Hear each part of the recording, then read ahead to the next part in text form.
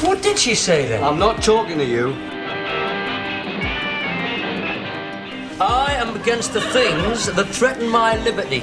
I do. That's why I offered to. God preserve us. The two men who played Britain's most famous best friends fell out so completely that they never spoke again for the last 40 years of one of their lives. And one of them used his power to wipe the show off the nation's screens for decades. Half the original episodes no longer exist at all, quietly destroyed by the very broadcaster that made them. Fact 1. The lads who hated each other. Did Thelma explain about last night? Because if she did, you must understand it was all an accident, so it's pointless sitting there in a black off. On screen, Bob Ferris and Terry Collier were the closest of friends, two working-class Geordie lads bound together since childhood. Off-screen, the actors who played them, Rodney Bewes and James Bolam, were nothing of the kind. The two had never been close, even at the height of the show's fame, and around 1976, they fell out completely. By Bewes' account, the rupture came after he repeated a private piece of news to a reporter, an indiscretion about Bolam's family that Bolam never forgave. Bolam reportedly put down the phone, and that was the end of it. The two men did not speak again for the rest of Bewes' life, more than 4 decades. When Bewes' wife died, there was no word from Bolam. When Bewes himself died in 2017, Bolam maintained there had never really been a rift at all. One of the warmest double acts in British comedy history was, behind the scenes, one of its coldest. The tragedy was sharpened by how their lives diverged. Bolam went on to decades of steady, respected work, while Bewes, who struggled to escape the role, spoke openly of his overdraft and his mortgage, even as his old partner prospered. The friendship audiences believed in had never really existed, and what little there was had curdled into a silence neither bereavement nor old age could break. I don't want to be submerged. I don't want to be suffocated by society, by conventions, by... Marriage. Fact 2. Half the show is gone. Well, it's none of my business, I'm sure. I'm off out anyway. Tell our Mum I'll not be late, Terry. If you wanted to watch the original 1960s series of The Likely Lads in full today, you could not. It is impossible. Roughly half of the original episodes simply no longer exist. Across its 3 black and white series, around 20 episodes were made, but only a fraction of them survive in the archives. The rest were wiped, erased as a matter of routine BBC policy in an era when expensive videotape was reused, and the idea that anyone would ever want to watch an old sitcom again seemed faintly absurd. Some episodes survived only because they had been turned into tele-recordings. Others are gone for good. A handful have been recovered over the years from private collectors and unlikely sources. One notable episode resurfaced as late as the early 2000s, complete with an early television appearance by a future soap star. And the search for the rest continues to this day, driven by archive campaigns and the faint hope that forgotten reels are still sitting in attics and storerooms somewhere. But a programme watched by millions and beloved by a generation is now, in large part, a ghost, remembered far more completely than it can actually be seen. I mean, everything was so different. It wasn't just a holiday, it was more than that. It was a new way of life. Beat the hell out of Scarborough. Fact 3. He blocked the repeats. They didn't give me their numbers so they could fall into your grubby grasp. I've got some integrity. Away, man, away. They'll all be the same as mine anyway. There is a reason younger British viewers grew up barely knowing The Likely Lads while shows of the same era were repeated endlessly. For years, the surviving episodes could not be shown on terrestrial television because James Bolam would not allow it. Bolam, increasingly determined to be taken seriously as a dramatic actor, was reluctant to be defined by the role of Terry Collier and consistently vetoed attempts to revive or repeat the series. Bewes believed Bolam thought the show too lightweight for his image. The consequence was financial as well as cultural. By blocking the reruns, Bolam also deprived his estranged co-star of the repeat fees that might have eased Bewes' far less comfortable later career. One man's discomfort with his own most famous role helped keep a national treasure off the air and quietly cost the other man money he badly needed. Oh, doesn't she? Well, I'm an old friend of hers. You don't know where I could get in touch with her, do you? The Convent of the Sacred Heart? Fact 4. The writers became giants. Hey, it's a bit quiet for a party, isn't it? It won't be later on. Here. Hey, come on, hey. Hey, it's not one of those parties, is it? The Likely Lads was the very first television project by two young writers named Dick Clement and Ian Lafrene. It was where they learned their craft, and they would go on to become one of the most important writing partnerships in British comedy. After the lads, Clement and Lafrene wrote Porridge, widely regarded as one of the greatest British sitcoms ever made, as well as the working men abroad drama Auf Wiedersehen, Pet, and they had a hand in the long-running antiques caper Lovejoy. They later worked in Hollywood and on stage musicals too, but it began here with two Geordie lads in a Newcastle factory. The show was not just a hit in its own right, it was the training ground for a partnership that would shape British comedy for the next 30 years. It was also, in a small way, a piece of broadcasting history. Made for the fledgling BBC Two channel, it was one of the early programmes that helped a brand new network find its voice and its audience. Didn't you get a lot of cards? I got one from our Audrey's kids, and that wasn't even the right one. It said, get well soon. Fact 5. The stars were too old. How would you feel if he attacked our football team? You deserve it, Chelsea. We're not talking about the merits of a football team. We're talking about manners, like live and let live. Bob and Terry are explicitly young men. The scripts establish them as having been born in 1944, making them barely out of their teens at the start of the series. The actors playing them were not nearly so young. James Bolam was born in 1935 and Rodney Bewes in 1937, which made them around a decade older than the characters they were portraying. It is a small piece of television sleight of hand that audiences never questioned, so completely did the pair inhabit the roles.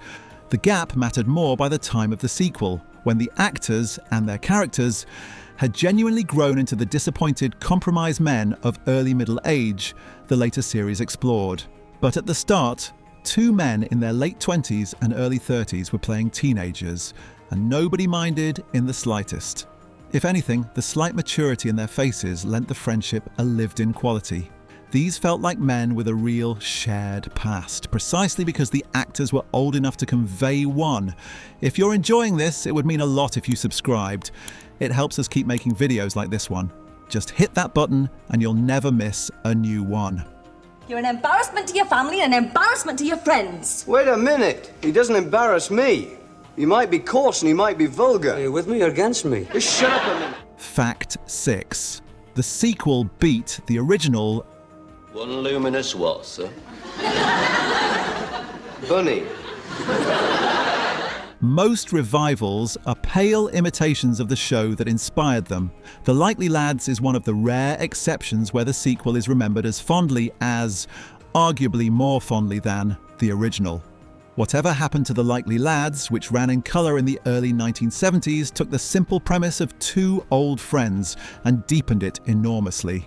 Bob had clambered into the aspirational middle class and become engaged to the genteel Thelma. Terry returned from the army to find his old mate transformed and refused to let him forget where he came from.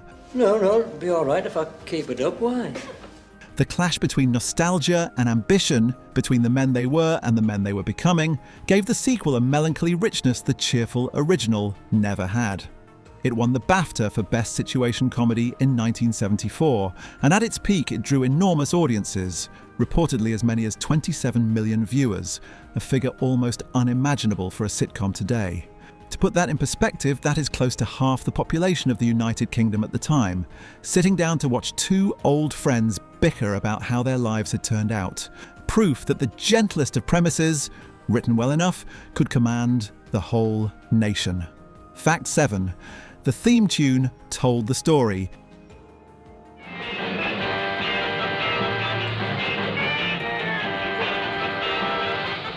The sequel's opening song, Whatever Happened to You, was not just a catchy piece of scene setting, it was, unusually for a sitcom, a genuine statement of the show's entire theme, co-written by one of its own creators. The lyrics were written by Ian Lafrene, with music by Mike Hugg, and they asked directly what became of the dreams and certainties of youth, what happened to the people the lads used to be, and the world they grew up in. For a programme fundamentally about the passage of time, lost youth, and a vanishing industrial north, it was a remarkably honest piece of self-description. The accompanying titles showed real footage of an early 1970s Newcastle, a city already being demolished and rebuilt around the characters, the physical disappearance of their world playing out behind the words. Few sitcom theme tunes have ever carried so much of the actual meaning of the show, and fewer still were the work of the writers themselves rather than a hired composer handed a brief. It set the wistful, faintly mournful tone before a single line of dialogue was spoken. Not much there then? Oh, there's plenty there. Only I was humping boxes of baked beans in the backyard all bloody afternoon. Fact 8. One man got a Doctor Who role. You go right down the end of the corridor, then you follow the sign. Right.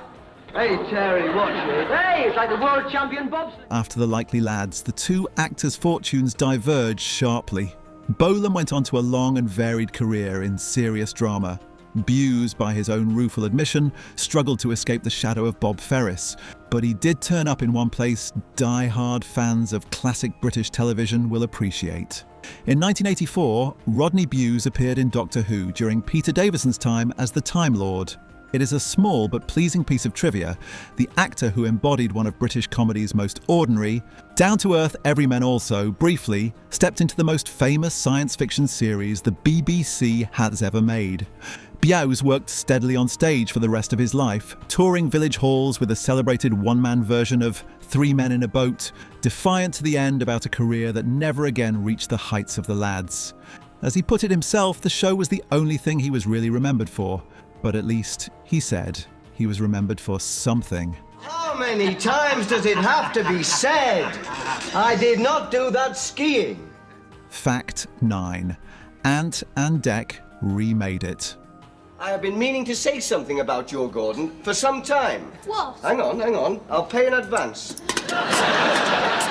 The influence of The Likely Lads stretched far beyond its own era, far enough to reach two of the biggest stars of modern British television. In 2002, Ant McPartlin and Declan Donnelly remade a classic episode of the show. Dec took on the Bob Ferris role and, in a lovely closing of the circle, Rodney Bewes himself appeared in a cameo, handing the part he had made famous to a new generation. For a show so often thought of as lost, wiped and buried, it was a rare moment of continuity, a direct line drawn from the 1960s, original to the presenters who would go on to dominate Saturday night television for the next 2 decades. The lads, it turned out, were more durable than the tapes they were recorded on. The characters had already proved their staying power once before, in a 1976 feature film that took Bob, Terry and Thelma to the cinema, made remarkably at the very moment the two leads had stopped speaking to each other, performing as inseparable friends while no longer exchanging a word off camera. Fact 10. It was almost lost to time. I mean, I don't mind if you'd rather go first, because in that case I'll go last. For all its fame, The Likely Lads spent decades in a strange limbo. Adored in memory, yet genuinely difficult to see. The combination was almost unique. A programme that millions could quote, set against a programme that had been half destroyed by its own broadcaster and then locked away by one of its own stars. It was only later, with the eventual home video release of the surviving material, anniversary box sets carrying newly recorded commentaries, and reruns on nostalgia channels, that the show began to climb back into public view. The recovery was partial. The wiped episodes remain wiped, but it was enough to remind audiences why the lads had mattered so much in the first place. The story of The Likely Lads is, in the end, the story of British television itself. Brilliant, beloved, carelessly thrown away, fought over, and only half rescued. A national treasure that survives more in the nation's affection than in its archives.